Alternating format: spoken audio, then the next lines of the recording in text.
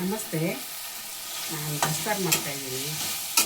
Tomato ಹಣ್ಣು, ಈರುಳ್ಳಿ, ಬೆಳ್ಳುಳ್ಳಿ, ಜೀರಿಗೆ, ಮೆಣಸು, ಕರಿಬೇವಿನ ಸೊಪ್ಪು, ಸ್ವಲ್ಪ ಎಣ್ಣೆ ಹಾಕಿ ಹುರಿತಾಯಿದ್ದೀನಿ. ಬಸ್ಸಾರು ಮಾಡೋಕ್ಕೆ ಬರುತ್ತಾ ನಿಮಗೆ? ನೋಡಿ, ನಾನು ಮಾಡೋ ಥರ ಮಾಡಿ ಚೆನ್ನಾಗಿರುತ್ತೆ. ಸ್ವಲ್ಪ ಹುಣಸು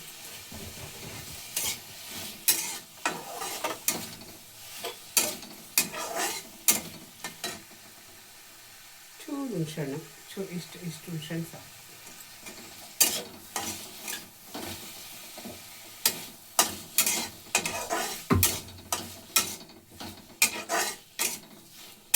ಇದ್ರ ಜೊತೆ ಒಂದು ಸ್ವಲ್ಪ ಕಾಯಿ ಹಾಕ್ತೀನಿ.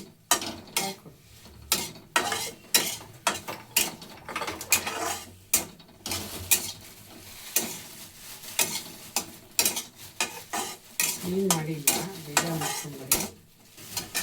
ಸ್ವಲ್ಪ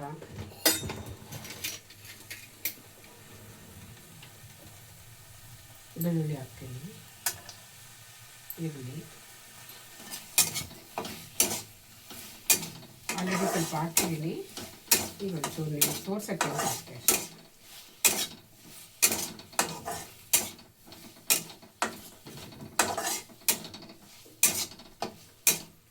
ಇದು ಬೇಯಿಸಿ ಇಟ್ಕೊಂಡಿದ್ದೀನಿ.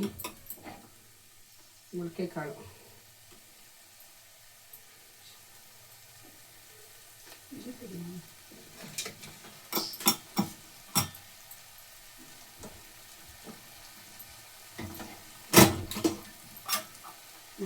ಬೇಯಿಸಿಟ್ಟಿದ್ದೀನಿ.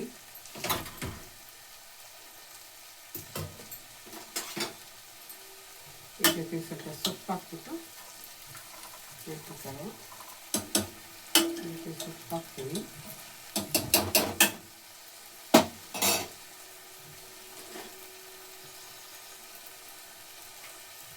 ಸೊಪ್ಪು ಹಾಕಿ ಬೇಯಿಸ್ತೀನಿ. ಸ್ವಲ್ಪ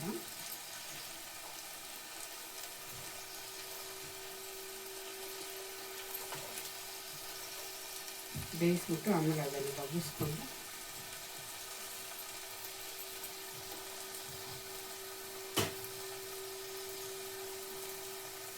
ಉಪ್ಪು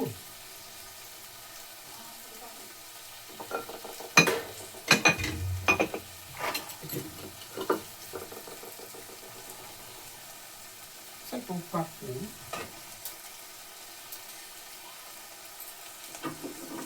ಸ್ಟವ್ ಉಳಿಸೋಣ.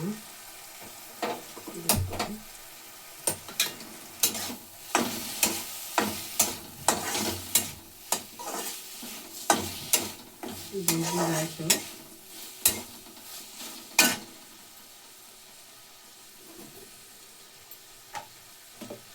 ಇದು ಆರಕ್ಕೆ ಬಿಡಬೇಕು. ಆರಕ್ಕೆ ಬಿಟ್ಟು ಸ್ವಲ್ಪ ಕಾಯಿ ಹಾಕ್ಕೊಂಡು ರುಬ್ಕೊಬೇಕು. ರುಬ್ಕೊಂಡು ಬರ್ತೀನಿ.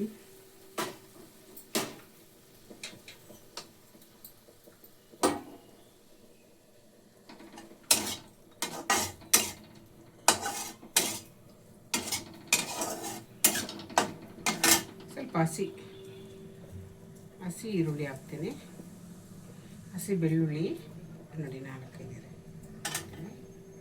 ಮತ್ತು ಈರುಳ್ಳಿ ಸ್ವಲ್ಪ ಹುರಿದಿದ್ದು, ಸ್ವಲ್ಪ ಹಸಿ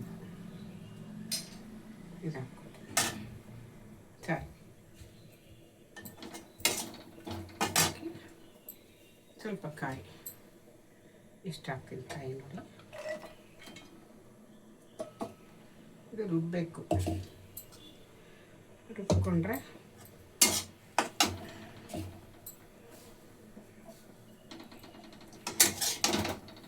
ಸ್ವಲ್ಪ ಸಾಂಬಾರು ಪುಡಿ ಹಾಕಿ ರುಬ್ಬಿದ್ರೆ ಈಗ ಆಯಿತು.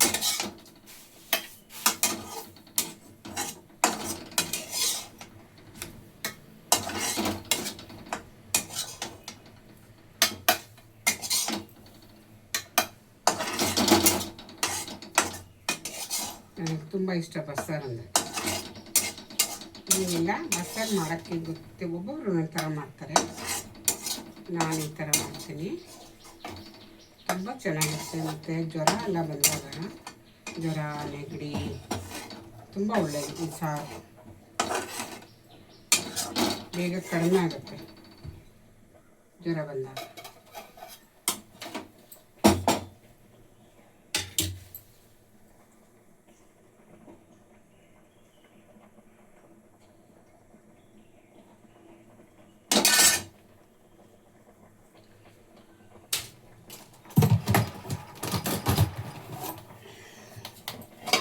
ಸಾಂಬಾರು ಪುಡಿ ಒಂದು ಅರ್ಧ ಸ್ಪೂನ್ ಹಾಕ್ತೀನಿ ನೋಡಿ, ಅರ್ಧ ಸ್ಪೂನು.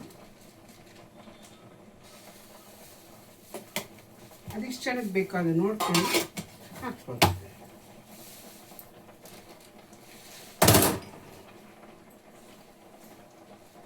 ಈಗ ರುಬ್ಬುವ ಕೆಲಸ.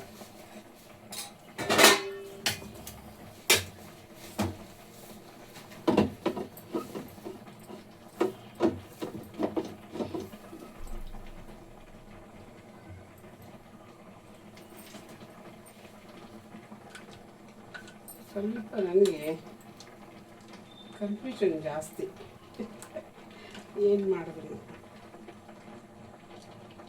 ಈಗೀಗ.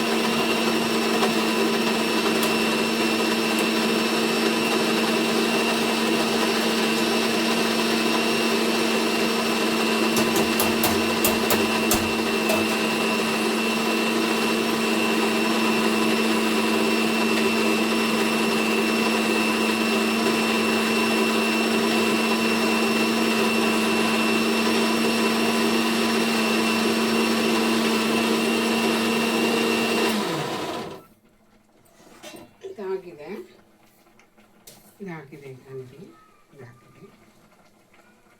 ನೀರು ಸ್ವಲ್ಪ ಬಗ್ಗಿಸ್ಕೋಬೇಕಿದು. ಬಗ್ಗಿಸ್ಮೇಲೆ ಇದಕ್ಕೆ ಒಂಚೂರು ಒಗ್ಗರಣೆ ಹಾಕಿ ಸಾಂಬಾರು ರೆಡಿ ಆಗುತ್ತೆ.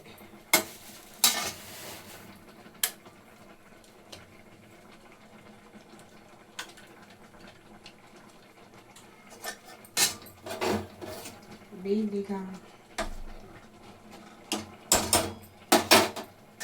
ಇದರಲ್ಲಿ ಹಾಕ್ತೀನಿ ಒಗ್ಗರಣೆ. ಸೊಪ್ಪಿಗೆ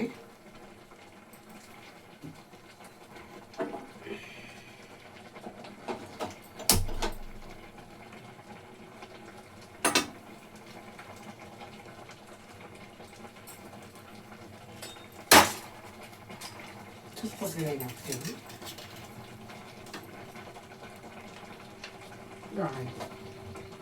ಒಂದು ಸ್ಪೂನ್ ಹಾಕೋ, ಎಷ್ಟು ಬೇಕೋ ಅಷ್ಟು ಹಾಕ್ಬೋದು. ನಾನು 1 ಸ್ಪೂನ್ ಹಾಕ್ತೇನೆ.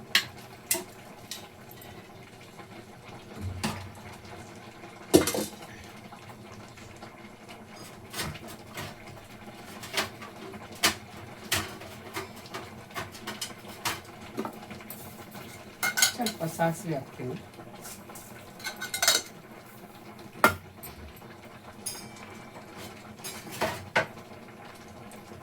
ಬೆಳ್ಳುಳ್ಳಿ, ಈರುಳ್ಳಿ, ಮೆಣಸಿನ್ಕಾಯಿ 3 ಎಲೆಯಲ್ಲಿ ಕಟ್ ಮಾಡಿಟ್ಟಿದ್ದೀನಿ.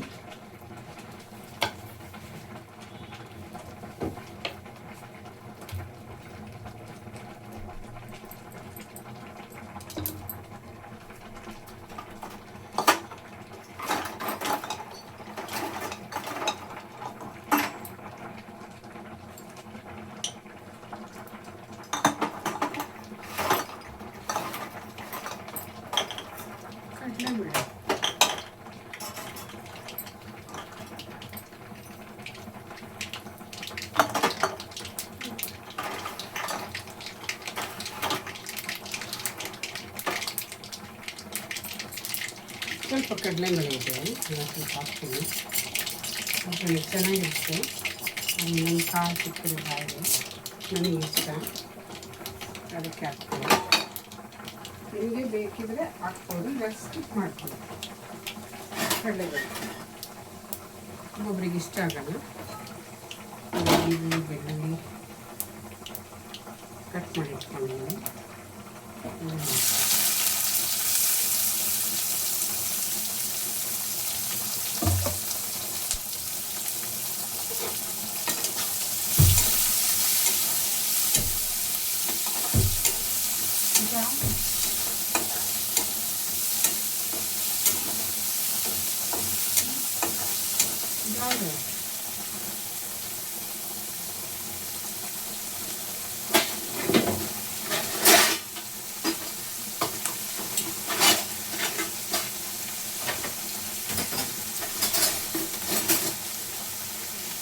ಚಿಕನ್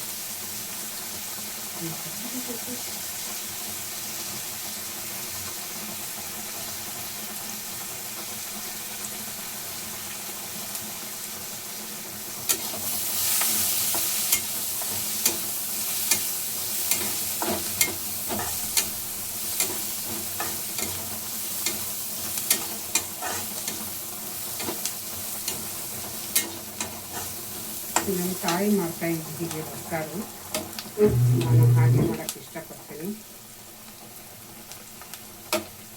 ತುಂಬ ಚೆನ್ನಾಗಿರುತ್ತೆ. ಈ ಮೊಳಕೆ ಕಾಳು, ಸೊಪ್ಪು, ಹೆಸರು ಕಾಳು ಮತ್ತು ಹುರುಳಿಕಾಳು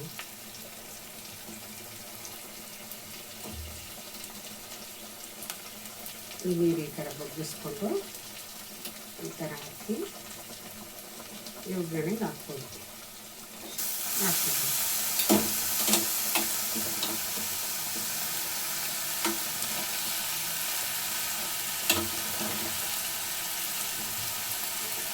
ಕಟ್ಟು ಸಿಗುತ್ತೆ, ಇದು ಕಟ್ಟು. ಈ ಕಟ್ಟನ್ನು ನಾವು ಸಾರಿಗೆ ಯೂಸ್ ಮಾಡ್ತೀವಿ. ತರಕಾರಿ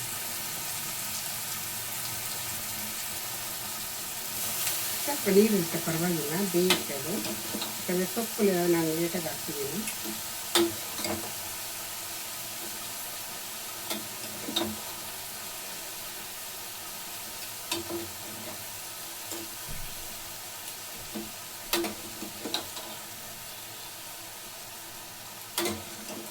ದಯವಿಟ್ಟು ಎಲ್ಲರೂ ಈ ಥರ ಮಾಡ್ಕೊಳ್ಳಿ, ತುಂಬ ಚೆನ್ನಾಗಿರುತ್ತೆ. ಸಾಂಬಾರು ಚೆನ್ನಾಗಿರುತ್ತೆ, ಆರೋಗ್ಯಕ್ಕೆ ತುಂಬ ಒಳ್ಳೆಯದು. ಹುರುಳಿಕಾಳು ಕ್ಯಾಲ್ಶಿಯಂ ಇರುತ್ತೆ, ತುಂಬ ಕಬ್ಬಿನಾಂಶ ಇರುತ್ತೆ. ಹುಳಿನ ನೆನೆಸ್ಬಿಟ್ಟು ಮೊಳಕೆ ಮಾಡಿಬಿಟ್ಟು ಮೊಳಕೆ ಕಟ್ಟಿನೇ ಮಾಡಬೇಕು, ಆವಾಗಲೇ ಆರೋಗ್ಯಕ್ಕೆ ತುಂಬ. ಹಾಗೆ ತಿನ್ನೋದಕ್ಕಿಂತಲೂ ಮೊಳಕೆ ಕಟ್ಟಿ ತಿಂದರೆ ಆರೋಗ್ಯಕ್ಕೆ ತುಂಬ ಒಳ್ಳೆಯದು. ಎಸ್,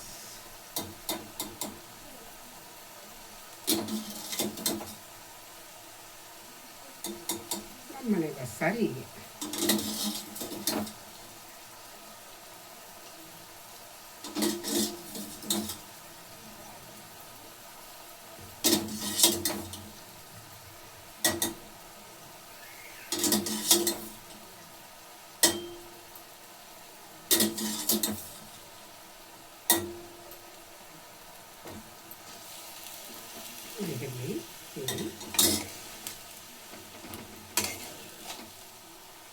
ಮಿಕ್ಸ್ ಮಾಡೋಣ. ಈಗ ಒಗ್ಗರಣೆ ಮತ್ತು ಕಾಳು, ಸೊಪ್ಪು ಎಲ್ಲ ಮಿಕ್ಸ್ ಆಗಿ ಚೆನ್ನಾಗಿ ಬೆಂದಾಗ ಟೇಸ್ಟ್ ಕೊಡುತ್ತೆ, ತುಂಬ ಒಳ್ಳೆ ಟೇಸ್ಟ್ ಕೊಡುತ್ತೆ. ನಮ್ಮ ಮನೆಗೆ ಜನ ಜಾಸ್ತಿ, ಅದಕ್ಕೆ ಸ್ವಲ್ಪ ಜಾಸ್ತಿ ಮಾಡ್ತೀವಿ ನಾವು. ಏನು ಮಾಡಿದ್ವಿ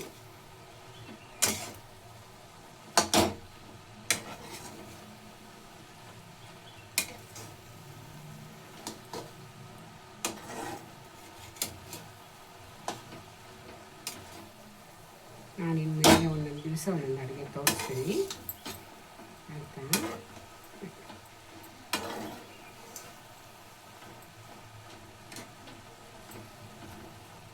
ಆರೋಗ್ಯಕ್ಕೆ ಯಾವುದು ಒಳ್ಳೆಯದು ಅಂತೇಳಿ ತೋರಿಸ್ತೀನಿ ನಾನು. ನೋಡಿ, ಡೈಲಿ ನಾನು ದಯವಿಟ್ಟು ಕೃಷ್ಣ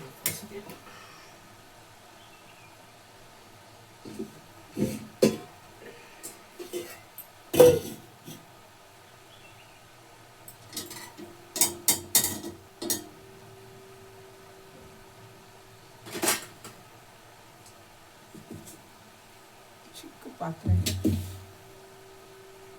ಸಿಗಲ್ಲ.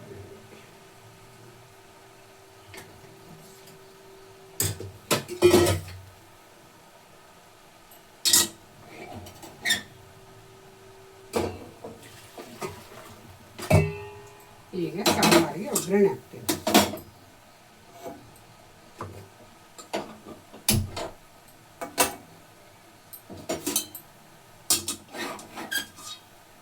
ಸಾಂಬಾರಿಗೆ ಒಂದು ಸ್ವಲ್ಪ ಎಣ್ಣೆ,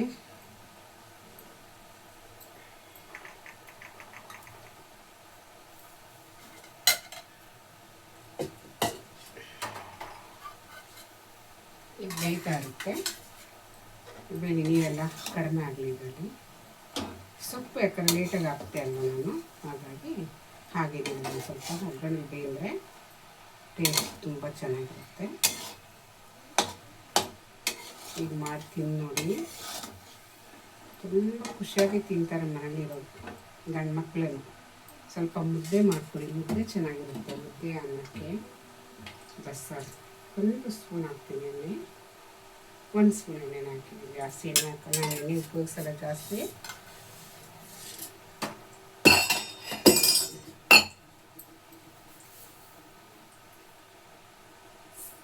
ಸಾಸಿವೆ ಹಾಕಿದ್ದೀನಿ. ಸಾಸಿವೆ ಚಿಟಪಟ ಆದಮೇಲೆ ಸ್ವಲ್ಪ ಈರುಳ್ಳಿ, ಸ್ವಲ್ಪ ಕರಿಬೇವಿನ ಸೊಪ್ಪು ಒಗ್ಗರಣೆಗೆ ಹಾಕೊಂಡು, ನಾನು ಇನ್ನೊಂದು ಸ್ವಲ್ಪ ಹಾಗಲಕಾಯಿ ಗೊಜ್ಜು ಮಾಡಬೇಕು, ಅದಕ್ಕೆ ಇಟ್ಟಿದ್ದೀನಿ. ಇದು ಸ್ವಲ್ಪ ಕಟ್ ಮಾಡಿ ಹಾಗಲಕಾಯಿ ಗೊಜ್ಜಿಗೆ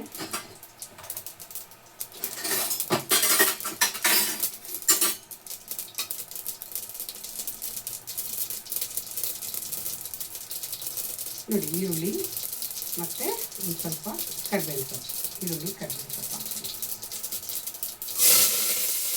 ಒಗ್ಗರಣೆ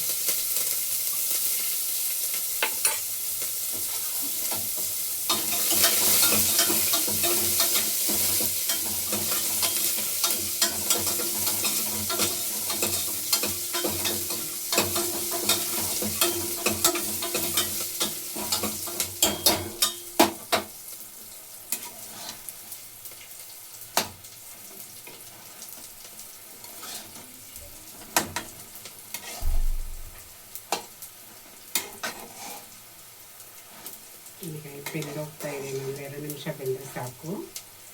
ಬೆಂದಾಗುತ್ತೆ. ಸೊಪ್ಪೆಲ್ಲ ಕ್ಲೀನಾಗಿ ಈ ನೀರು ಇದಕ್ಕೆ ಹಾಕ್ಕೊಳ್ಳೋಣ. ನೀರು ಇದಕ್ಕೆ ಮುಗಿಸ್ಕೊಳ್ಳೋಣ.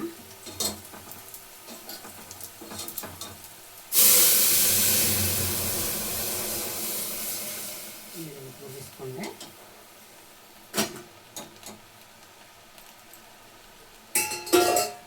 ಮತ್ತು ನಾವು ರುಬ್ಕೊಂಡಿದ್ವಲ್ಲ ಅದನ್ನು ಇದಕ್ಕೆ ಹಾಕೋಣ.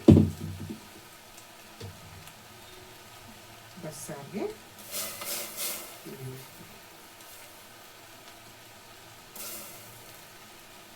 ಇನ್ನೂ ರುಬ್ಕೋಬೇಕು, ತರಕಾರಿ ಇರಬಾರ್ದು.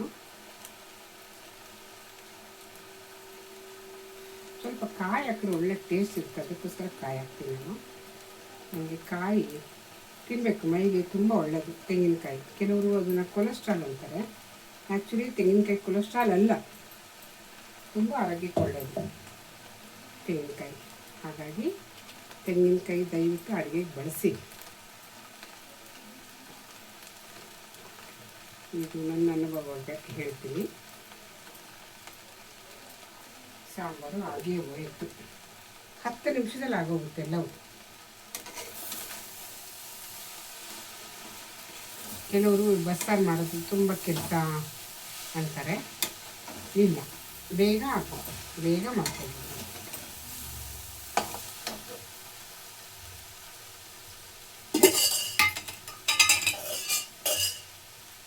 ನೀರಿಟ್ಟಿದ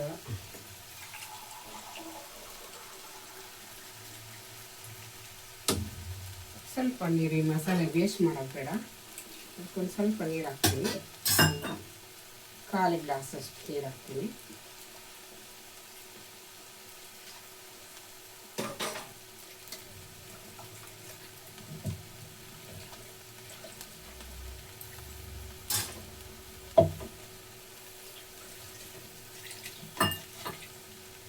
ಸಾರು ಆಗೋಯ್ತು, ರೆಡಿ ಸಾರು. ನೋಡಿ, ಸಾರು ಈ ಸಾರು ನಮ್ಮಲ್ಲಿ ಕಡಿಮೆ ತಿನ್ನೋದು, ಯಾರು ಜಾಸ್ತಿ ತಿನ್ನಲ್ಲ ಗಂಡು ಮಕ್ಕಳು. ನಾವು ಹೆಣ್ಮಕ್ಳೆಲ್ಲ ಈ ಸಾರು ತಿಂತೀವಿ. ನಮಗೆಲ್ಲರಿಗೂ ಹೆಣ್ಮಕ್ಳಿಗೆ ತುಂಬ ಇಷ್ಟ ಈ ಸಾರು.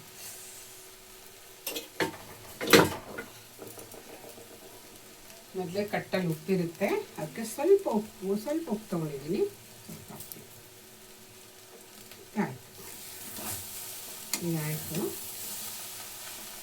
ಮುಚ್ಚಿಟ್ಕೊಳ್ಳೋಣ ಅದನ್ನು.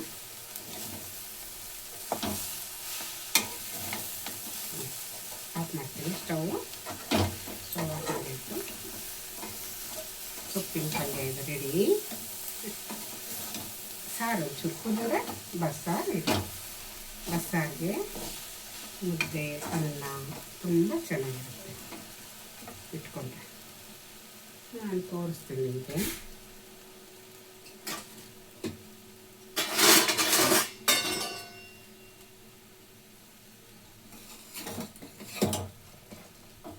ಸಾರು ರೆಡಿ ಆಯಿತು.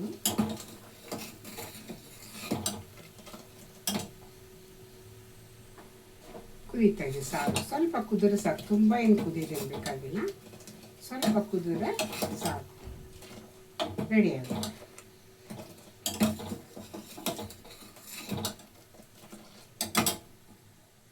ಒಂದೆರಡು ಕುದಿದ್ರೆ ಸಾಕಾಗುತ್ತೆ.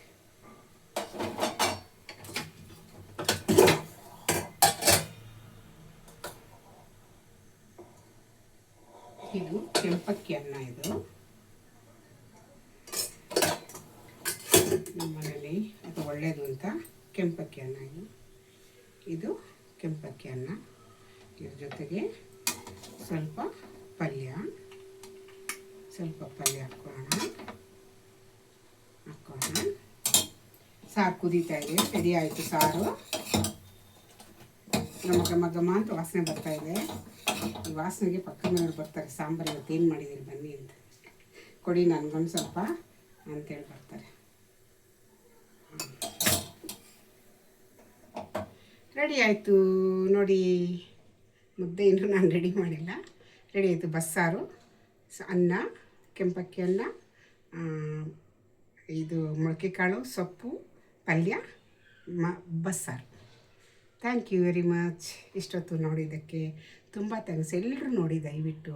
ಬಸ್ಸಾರು ಹೇಗೆ ಮಾಡೋದು 10 ನಿಮಿಷದಲ್ಲಿ ಮಾಡ್ಬೋದು ನೋಡಿ ದಯವಿಟ್ಟು ಪ್ಲೀಸ್.